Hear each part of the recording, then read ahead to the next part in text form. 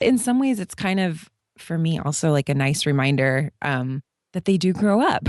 Like, so when I'm having my hard moments with them, I'm like, well, it's like every old lady in the grocery store says, time is going to fly, and my kids were young once, and I need those moments of feeling like, oh yeah, they are going to grow up, so I have to enjoy this. Welcome to the Marvelous Moms Club podcast. Discover yourself, break out of mediocrity, and become the mom you've always aspired to be. Here's your host, Kirsten Tyrell. Hello, Marvelous Moms, and welcome to another episode of the podcast. We're so glad to have you here listening because I am chatting with a very marvelous mom who is actually a co-host of another podcast, which I was very excited to find on my podcast app because she's also one of the writers for one of my favorite blogs. You might have heard of it, Coffee+Crumbs. So welcome, Lesley Miller, to the podcast. Thank you for having me. I'm excited to be here tonight. I'm excited to have you here. And we were talking before we hit record about how fun it is to have some camaraderie within the podcasting world because it can be a little bit lonely when you have all these friends who are doing blogging or other types of social media or some, a different medium. But to have podcasting friends is just so much fun who understand it. I know. And I know that you and I are both California as well. So maybe at some point we'll get to actually meet in person. That would be awesome. That's always kind of my ideal. Like I have a friend, I guess I could call her a friend now, that I interviewed who lives just down the beach a little bit in Carlsbad. And I'm like, we need to be real friends, not just podcasting friends. Yeah, it is always fun when you can take it offline. So. Yeah, it totally is. Well, thank you. So you have 3 kids. Tell everybody about your kids and their ages and names. Yes. So I have 3. Anna is almost 5 next month. Owen is almost 3 next month. And then I have a new baby who's 4 weeks old. And his name's Luke. Aww. So we feel quite busy this month with adjusting to his arrival, although it's been a very sweet season. So. Yeah, that's so crazy. I'm so proud of you for already being at it doing podcast interviews when you have a 4-week-old. You're probably barely awake. That is true. I am barely awake. And I think that the reason I've been trying to kind of jump back into doing some things because I realized after having my first 2 that it kind of keeps me sane in those weeks where you don't feel like you're getting much done other than feeding and rocking and diaper changing. So it's nice to just have a couple things on the calendar like this to get to talk to another adult. I know. That grown-up conversation time is so fun. Yeah. I think that's my favorite part about actually doing this podcast is I never have a lack of real friendships, in my daily life, but you just get in the grind where all of your friends, even though you have them, are busy doing the mom stuff too. And this is an opportunity, like an excuse to have grown-up conversations multiple times a week, which is probably my favorite part. Yes, I agree. It's something I love about podcasting as well. Absolutely. So, okay, I think it's really funny because you have kind of an opposite situation of my kids. I have 2 boys and then a girl. You had a girl and then your 2 boys. Yes. But it's almost the exact same ages, kind of that age difference a little bit, where I guess just a couple years ago I had those 3 kids and they were all just little and everybody would say, oh, you've got your hands full. Oh, you're busy. It's like, yeah, I totally am. Well, and are you just a different kind of busy now? Because that's what I feel like seasoned moms have told me is it's a different kind of busy, but you're still busy. Yeah. I mean, they're still little. I mean, I don't feel like things have changed a whole lot even. We're just next year maybe going to be starting in on like the after school activities and having 2 maybe with a different schedule. But still, I'm just in the throes of like the toddler, I don't have a newborn anymore. So I'm at least getting more sleep. But oh my gosh, it's just, it's a different kind of busy. That's a perfect way to put it. But this is a fun time. It's so fun to have those tiny people. I love it when they're all home and they're all, it's so much fun. It is so fun. And I'm really, maybe it's just the happy hormones that are still sticking around because I get happy hormones after having a baby. That's nice. But so maybe it's just those that are still there. But I have to say, like this time around, I'm just really loving having a newborn. I feel a lot more competent as a mom. I feel like I can read him better. I just feel like I have perspective that I lacked with the first 2. Yeah. And I'm hoping that that's just something that I have with him for the rest of his life, but especially in this first year, that sometimes the first year of life can be really difficult. Oh my gosh, yes. So I'm hopeful that maybe it's a sign of just having a little bit of a sweeter season with him as a baby compared to the other 2 where there was a little bit more anxiety in analyzing. Yes. I was just talking to my husband about that the other day, how I would love to maybe have another baby, but I'm so grateful I never have to have the first one again. Yes. Because it's just, when I look back, it's probably like the hardest thing I've ever done is becoming a first-time mom when your world's rocked. Everybody tries to prepare you, but there's just no way to prepare for it. And I just remember, like, at least with the second and third, you kind of know what to expect. You know you're going to be really tired. You understand the level of fatigue you're going to have. But that first one, oh my gosh, that was really hard. So I understand what you're saying, and I feel like that same thing happened for me with my third. It was just that sweet spot where it was like, I understand what I need to do with like breastfeeding, and I understand the flow of it, and I just kind of know what the stages are going to be as they come. It's just so much more relaxed. It's not as like, you know, and that's why everybody teases like, oh, you're a third kid, you're going to be able to eat sand. It's like, well, but because I've relaxed a little bit. Yeah. Yeah. I mean, it's like, I'm nursing you in the minivan multiple times a day. Whereas the first one, I was like at home, planted on the couch with all the pillows around me and everything. Yes. It's just, you just kind of have to roll with it. It's so true. That is absolutely true. You can nurse wherever you go. Yep. Wherever we go, we're nursing. Because the other two have to still have lives. Just do what you got to do. Yeah. So tell me a little bit about, like, you have grown your family traditionally, which is amazing. It's always such a blessing when you're able to have children without any extra help. But your situation's a little bit unique in the fact that you're kind of blessed to have those extra, or that second and third, because you guys might have had to go alternate routes if not for that blessing. So tell everybody kind of what you guys went through as a family after baby number one. Yeah. So, we got pregnant easily with our first, which we're very grateful for. Like you said, it doesn't always happen. And then when our daughter was 3 months old, Anna, my husband was diagnosed with cancer, and he had Hodgkin's lymphoma. And that was a total shock to everything that we were going through as first-time parents. We just were focused on all the things that come with a newborn. Yeah. And so he was diagnosed in 2011, the fall of 2011, and went through treatment for 6 months. It was 6 months of treatment plus a couple months of like preparing for treatment. So most of her first year of life, he was dealing with cancer and I was dealing with cancer, and it was just kind of a wild and crazy and surprising year. So one of the side effects of cancer, or I should say chemo, is that people can become sterile. So our second two children were born post chemo, and we conceived them naturally without needing any help. We had actually banked sperm thinking that maybe we would need that, and ended up getting pregnant on our own. And they have both been healthy boys, and we just praise God for their lives daily, because we didn't know if that would be able to happen. So yeah, that's kind of our story. Yeah. I love that. And I'm so happy that he was able to come away and that he's been cancer free for a while. That's huge. Oh, it's huge. And we celebrate yearly. Whenever he gets a clear scan, we're celebrating. And I always say, gosh, nothing can be harder than that year of having a baby, So even if this baby's difficult or whatever, nothing can be harder than having a baby and having our husband go through cancer. So if you can get through that.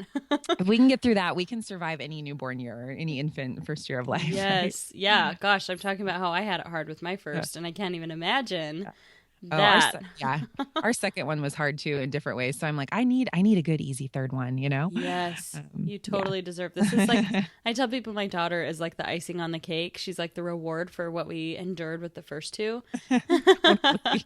And my second one wasn't even that bad. I think it's just still that horrific like memory of the first time around, and then combining that with the second baby. Yeah. So I think you definitely deserve a nice little reprieve. So that baby hopefully will keep being good for you and just a little icing on your cake. Yeah. So tell me about your side hustle, or the things that you do to stay sane as a mom, when you kind of started with Coffee and Crumbs, and how that process has been for you as a writer. Sure. So, so I call myself a freelance writer, and it's very part-time, especially in this stage of newborn life. I write for a variety of online sites, and I've contributed to a few books. And then I'm also hosting the podcast with Coffee and Crumbs and contributing to that site as well. So I started writing for Coffee and Crumbs about maybe a year and a half ago. Ashley's the founder. We are friends from Sacramento when I was living there. And she asked me to write, and it was just kind of a dream to be able to do it because it's exactly what I love writing about, telling stories about motherhood and encouraging women through that written word. And now being able to do it through the audio medium is also really fun. To me, I feel like what keeps me kind of going in my writing, or kind of the best writing to me, the best kind of work, is when I can encourage other women. And that is what I've said is going to look different in every season and sometimes every month, depending on where my kids are at. Sometimes it's written, sometimes it's through audio, sometimes it's just putting those projects aside and being able to encourage and love people here in my day-to-day life through, mops or play dates or whatever. And all of those things, they're all different, but they're all equally important. Yeah. And so sometimes I get paid to do that kind of stuff, and sometimes I don't. And I look at it as volunteering or ministry, or just loving people. And so, and then sometimes I do writing that's not related to motherhood or storytelling or anything about encouraging others. It's just paid freelance work. And sometimes I love it, and sometimes I do it just because we need the money. So, so every season's looked different, and I just kind of take it month by month, year by year. Yeah. Well, I love Coffee and Crumbs. I found it in the very beginning when you guys very first started. I don't even remember how I found it, but I just remember being like, this is going to be huge. Like, this is going to be a really big blog, because the whole premise of it really resonated with me. I feel like, okay, so the whole ideals behind Marvelous Moms Club have been kind of floating through my inspirational, whatever you want to call it, for a long time. I had varying ideas on wanting to share people's stories. As a photographer, I wanted to do like photo stories, and then I thought about doing like videos and just wanting to follow people's everyday lives. And just there was like this yearning for me to tell people's stories. And so then Marvelous Moms Club, when I had never even really like known about podcasting, and then that came to be, it was just like, oh, this is going to be the way. This is going to be the way I'm going to be able to share stories. So I totally get that part of like the joy that can come from sharing stories. And when I found Coffee and Crumbs, I was like, man, I want to write for this blog. I think I actually one time started a submission to submit an article to you guys. Oh, you need to. I totally still should, right? Yes. Now that I with know all you. Your free time. Yes. Yeah. I'm sure they've just got plenty of free time to do that. Oh my goodness. It's hard enough to like blog alongside the podcast, and I love it. I love writing, but podcasting is so much more fun for me because I don't have to, I have to edit these sometimes, but I don't have to hit the backspace button 300 times as I'm creating it. So anyway, I just want to tell you that I just love Coffee and Crumbs, and there's many a times that I've read articles that you guys have written that have just, or blog posts that have just left me in tears because it's so raw. It's so relatable. It's just the real life stuff that, and I don't know if you're a big reader of Brené Brown. Have you read any of her books? Yes, I do like her. Yes. So what's the one I just read? Was it The Power of Vulnerability, where she says the most powerful words in the English language are me too? Yes. And that's the whole point. Like, that's the reason that we just love mom blogs, and we love those ways to connect with other mothers. So I think that's amazing. Yeah, it helps to feel so much less alone in the mothering experience, realizing that other people have had those dark, cry on your carpet moments, and yeah. So I love what Ashley's created, and I too. I mean, I only contribute once a month, or sometimes even once every other month. So same thing. I open up the site 3 days a week, and am oftentimes just moved to tears at what I find there. So. Thank you for reading. I hope some of your listeners will check it out if they haven't. Absolutely. I mean, we all love the podcast, but if you're going to read any blog, this is one to read. Yes. It will definitely uplift you and support you, and yeah, it's definitely one of my favorites. So that's obviously why I was excited. I was literally like, I think I was taking a bath and I was searching for new podcasts to listen to, and I was like, Coffee and Crumbs has a podcast? This is the best day ever. It's like Christmas. So just so you know how much I love you guys. Well, thank you. It's good writing. We're definitely newbies in the podcast space and are still kind of experimenting with format and guests and all of that. But well, now you have a friend. Yeah. Thank you. Absolutely.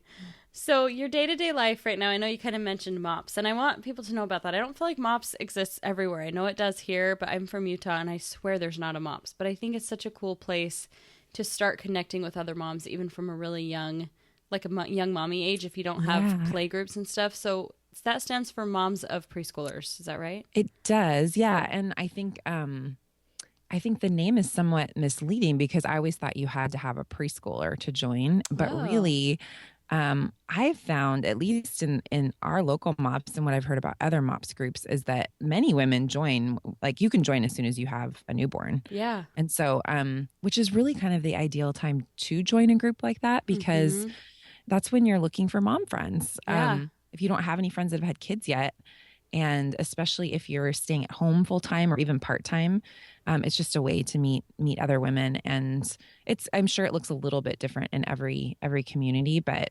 we always have speakers, a lot of table discussion time. There's usually a fun craft. There's breakfast every week, and there's free childcare. And you just leave after the 2 hours feeling completely filled up, encouraged, loved, like you can conquer the next week or two until getting back together again. So I love that. Yeah, it's been wonderful for me.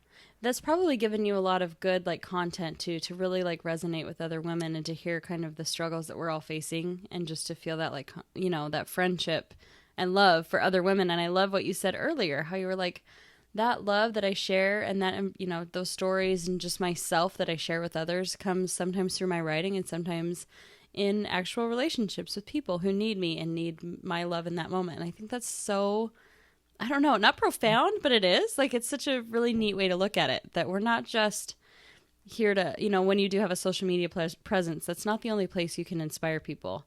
You have to keep inspiring in real life. I think it's tempting sometimes, at least it has been for me in the online space at different phases in my life over the last 5 to 8 years since I've been online.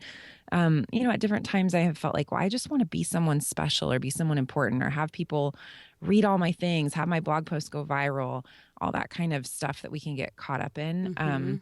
And really those things are all nice and lovely and wonderful in their own way, but encouraging a friend on a play date when they're in a hard season is just as important or more important. But sometimes we don't value that as much. So no. I have to remind myself of that, because I can really get caught up sometimes in feeling like I want to be someone important. Yes.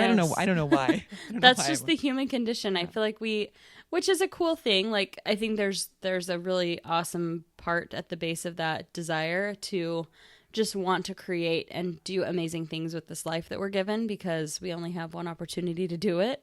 So why not make it amazing? And I think sometimes that can get away from us and turn into like, not so much a need to satisfy our own creativity and our own desire to do great things, and just for the recognition of it. Because it's fun. Like, it's fun to see that people are inspired by your words, and it's fulfilling to see that you're making a difference in people's lives. And it's like, you get kind of addicted to that high of like, well, I want to keep being amazing. I want to keep inspiring people. Yeah. So, but it's true. And especially when you're mothering young children and you're not getting that from them. I'm not getting the like, thanks mom, you're amazing on a daily basis. So I'm craving it or looking for it from others sometimes. Yeah. That's so true. I had a friend on Snapchat tonight that was posting like, I need some validation from my mom friends on the fact that I swept the floor today, and I need you guys to tell me if this is like a normal sweep pile or if my kids are barbarians. It's just like, it's so nice to have that, validation from other moms. And at least there is social media to take it to if you don't necessarily have that in real life, which I think is awesome. It is. That's really funny. I don't know, have you guys experimented much with live streaming, like with Periscope or Facebook Live? We haven't. And I feel like at some point I'm going to have to do that. You totally but we should. Haven't yet. Oh my gosh. That's how I found probably at this point, like 70% of my podcast interviewees is just, I found myself in the middle of this amazing world of mothers who are not necessarily lonely and have no friends. It's just connecting with people from all over the country who I would never have met otherwise, who have similar stories or totally different stories that just are amazing, and they get so much more open, and it's just it's real, it's unedited, it's just amazing. So you guys should definitely go there. Oh, we're gonna have to check that out. It's the future. Yeah, it is. You're like, baby steps. We're doing a podcast. We'll eventually get to the live streaming. Oh, I know. It's funny because I used to, before I had kids, I worked as a social media director, and I was on every platform out there. Yeah. And I almost have like kind of rebelled a little bit and now tend to kind of be old lady grandma about things. Like I'm not on Snapchat, I'm not on Periscope, and I know they exist and I kind of know that I should check them out. And I'm like, oh my gosh, it's just one more thing that I have to check. And I'm like, I sound like an old lady. Why do I sound like an old lady? So I promise I will check out live streaming. I need to. Well, an old lady. Yeah. Well, I feel like I did the same thing, especially because I started Marvelous Moms Club and was just kind of jumping into the world of online business and so many other things my husband and I were doing. And then somebody said, oh, you need to be on Periscope. It's like the new thing. It's pretty new. You need to get on there soon. And I was like, oh, same exact thing. Yeah. One more thing I have to learn? Like, I just figured out Instagram. I still don't understand Twitter. Like, stop. Yes. But it's amazing. And I'm so glad that I've gone there because it's a great. So anyway, I'll just preach to you a little bit longer, but we'll get you on there eventually. Okay, good. You'll wear me down. I totally will. Show you all the tools and all the tips, all the tricks to it. So, okay, going back to kind of like the amazing kind of the contented life that you guys are living right now.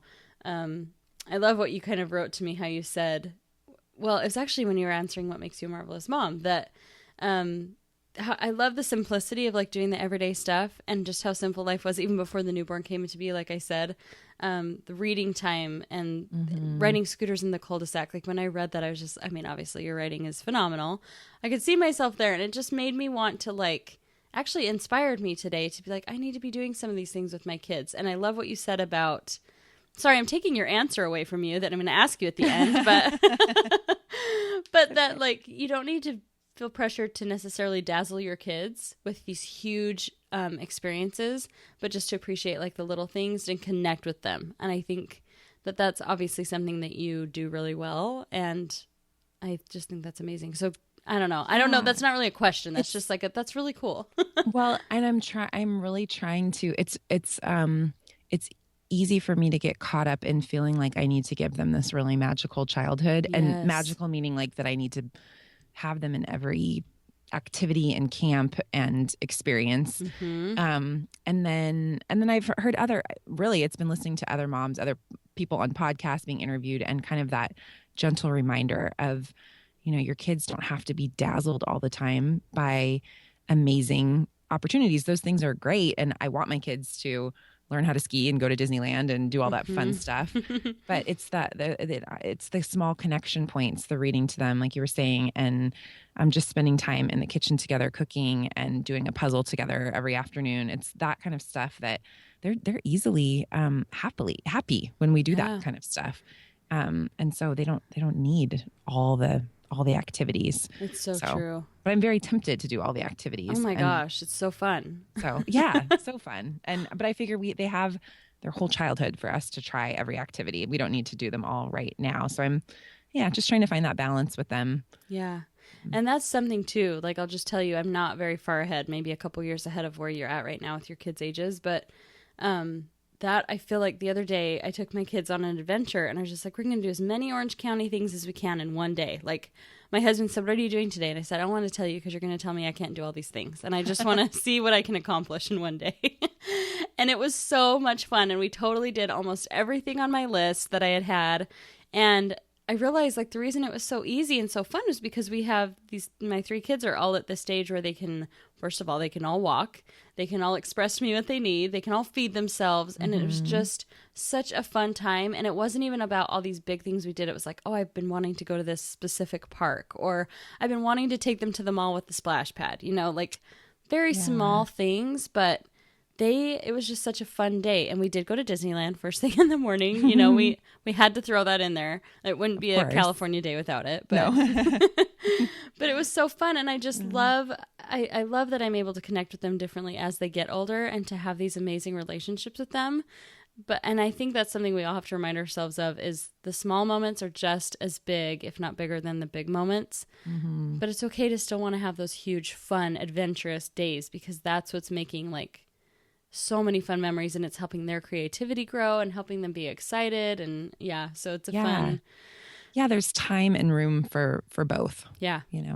Yeah. Oh yeah, I was going to say with that, like there's times I tried those crazy adventures when they were smaller and it was just such a fail. Yes. So it can't always be perfect. And I was just saying to my husband today, like, I really want to he was saying something about going to Disney World, and I said, I am absolutely not going to Disney World until all of the kids can ride all of the rides, because I am not going to like drag children in strollers through Disney World. There's just no way. Yeah. So it's like you said, there's a season for everything. There's going to be a time to have all those adventures, just to enjoy. I've been talking about this on a couple episodes, but the Time Hop app, do you have that on your phone? Yes. Oh, that one, like, I love it, but I hate it at the same time, because I pull that up and I'm like, oh my gosh, how was that already 3 years ago? Yeah. How did that happen? I know. But in some ways it's kind of, for me, also like a nice reminder that they do grow up. Yes. So when I'm having my hard moments with them, I'm like, well, it's like every old lady in the grocery store says, time is going to fly, and my kids were young once. And I need those moments of feeling like, oh yeah, they are going to grow up. So I have to enjoy this. That's so true. Or try to. That's a good point. I remember a friend of mine telling me one time when she just has one little boy, and she said, oh, at least he's going to get older one day and go to school. And I remember thinking like that was such a reality check for me, because in the moment of having all 3 kids at home all the time, nobody was in school yet, I went, oh my gosh, you're right. My kids are not going to be home with me all the time. And I was so excited. It was just like, there is going to be a change in the next couple of years, and it's going to be great. Yeah. You can totally get stuck in that phase of thinking, I'm never going to sleep again. I'm going to have a newborn forever, but it will end, and it will be sad when it's over, but it's so fun to enjoy it while it lasts. Yeah, I agree. Okay, so tell me about the books you're reading. I love that you're juggling books, because I feel like any successful, obviously, writer and, person is going to be shuffling through a lot of different information. So tell everybody what you're reading right now. So I always have, I think probably a lot of your guests say the same thing, that they have a lot of books that they're juggling at the same time. And part of that is because I'm a sucker for those 99-cent Kindle deals. Mm-hmm. They just get the best of me, and I will buy books on a whim, even though I don't need to be reading anything new, because they're cheap. And I'm like, well, this has been on my reading list, and so at some point I'll read this. I just have too many. So I'm reading All the Light We Cannot See, which I started before I had the baby, and everyone said that I would kind of tear my way through it, but it's not on my phone or on my Kindle. And I have found when I'm breastfeeding, it's way easier to read on a digital device. Mm-hmm. So that one is just kind of still sitting on my nightstand about like 25% of the way through it. I'm reading Rachel, I don't know how to pronounce her last name, Jankovic. Sure. Fit to Burst, which is a motherhood, mothering book. And I just started it, so I can't even really speak for that one. Most of these I have just started, and I'm just kind of juggling through in the middle of the night. So I don't know that my answer is going to be all that helpful, but Mandy Oriato's new book, Starry Eyed, and she's the director of MOPS, and her book comes out in August, and we're going to actually have her on the Coffee and Crumbs podcast in August. So I'm trying to get through that book before we interview her. And it's a collection of stories, of essays, and those are kind of my favorite motherhood books. Similar style to Coffee and Crumbs, and that I tend to feel like I learn best when I hear other people's stories, and not necessarily like a how-to or a this is how you should mother sort of book. Those can be helpful at times, but sometimes I end up being a little bit skeptical. Like, just because it worked for your kid doesn't mean it's going to work for my kid. Absolutely. So I tend to try to kind of, mix up the types of parenting and motherhood books that I read. And then a book that I haven't started yet, and I should have probably written down the name of it, but the author of What Alice Forgot is coming out with a new book in July. And I will probably devour that book because it's just light-hearted fiction, beach reads. And that's kind of probably what I need to be reading right now, as I'm a little more tired and not wanting to analyze stuff. Not wanting to think too hard. Yeah. And, I'm always like, should I read a little bit, or should I turn on Gilmore Girls right now? And that's when I'm breastfeeding, because I have a couple chunks of the day when my big kids are not around or sleeping that I can kind of either read or watch a show, which feels so luxurious. Oh my gosh. It's just hearing you say that, I'm like, I forget how nice it is to have that reason that you have to sit still for like, even 20 minutes. When they're littler, they nurse longer, and it's just like, 45 minutes of just snuggling, and I can't do anything else, and I'm going to enjoy the fact that I can't do anything else. Yeah, I'm enjoying breastfeeding this time a lot because of that. It's like I'm running around after my big kids the rest of the day, so it's nice to sit down and just kind of rest for a little bit. Yeah, you're totally right. Maybe that's why I enjoyed it so much with my third. It was like an excuse to chill. Yeah. Totally. That's so true. Okay, so finally, even though I kind of gave your answer away, you can put your own spin on it, though. Actually, before I ask you that, I just want to tell everybody before we leave to let you know that you can find her on the Coffee and Crumbs podcast. So Coffee and Crumbs, just search it on your podcast app. They actually, on Coffee and Crumbs blog, they have a tutorial that shows you how to find a podcast. So obviously, if you're listening to this, you're doing just fine. But if you have friends you want to show, check that out. It's a good excuse to get you over to Coffee and Crumbs. That's an amazing blog. Go check that out. And then you can find her on Facebook and Instagram, Lesley Miller. Yes. Yes. I'm mostly Lesley Miller online, Lesley. Okay. So you can Google me and it'll pull up all my social accounts that I'm on. Not Periscope, but everything else. Maybe soon. Periscope soon. Maybe by the time this airs, you'll be on Yes. Periscope, and Yeah, I will maybe. add a little blurb to that. But other than that, you guys can check out everything in the show notes if you want to keep up with everything Lesley. So, okay, final question. What makes you a marvelous mom? I think sometimes in this season of life, I feel marvelous just when I have them all fed, bathed, and sleeping, because that feels like a lot of work right now. Yeah. But I think that my kids would say, I mean, if they were, they're almost 5 and 3, so they're not communicating yet in the way that they'd be able to say this. But hopefully when they're older, they would say that what makes me marvelous is that I like to connect with them and have intentional time with each of them. We have, like I said earlier, a lot of time on the couch reading, a lot of time just out in our cul-de-sac on scooters and in the kitchen and going for walks. And I just try to intentionally connect with each of them. And, I think the biggest testament to that is hearing, we sent my daughter to day camp this week. It's the first 5-day-a-week camp that she's ever gone to. And it was like a total splurge for us to send her. It's kind of pricey as far as day camps go. Yeah. And I was really excited for the week to roll around, thinking like she's just going to have the time of her life. And she has had a great week. But on Saturday or Sunday before the camp started, I said, something like, "Are you getting excited for camp?" And she said, "Yeah." And she wasn't feeling that well. And we've also had some fires up here. And so there was a chance that the camp was going to be moved or canceled because of the air quality. And I said, "Well, there's a chance that you might not be able to go. So I'm just warning you."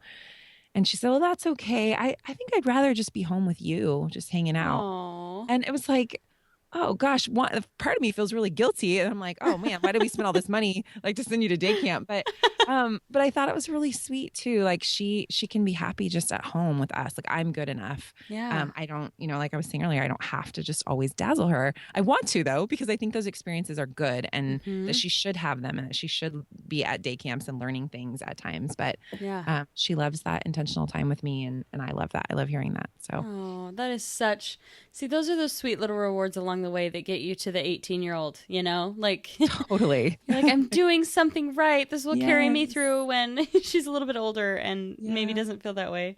Yes, because she's not always going to say those things. No, but you are building a good foundation to where I feel like if they're already saying that young and they're enjoying being in your presence, that you never know, that could carry through their entire life.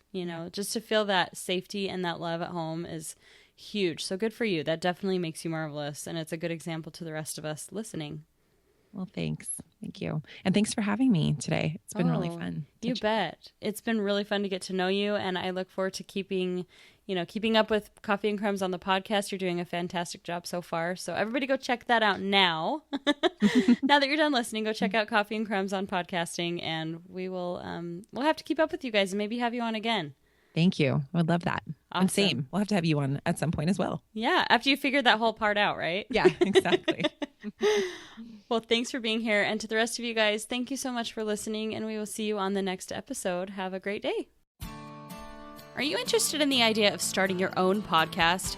I can tell you exactly how to do it step by step in 7 days. That's right, 7 days to a podcast. Go check it out right now at passiveimpact.com to get started on your very own podcast.